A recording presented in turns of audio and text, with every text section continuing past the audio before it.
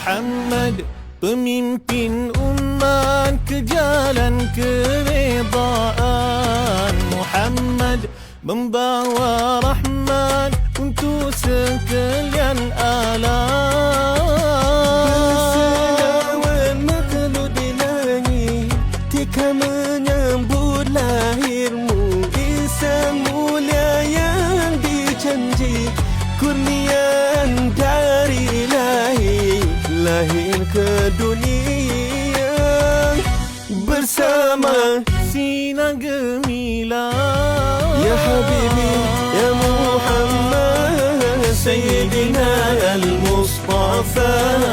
Ya Habibi, ya Muhammad, Sayyidina al-Mustafa. Ya Habibi.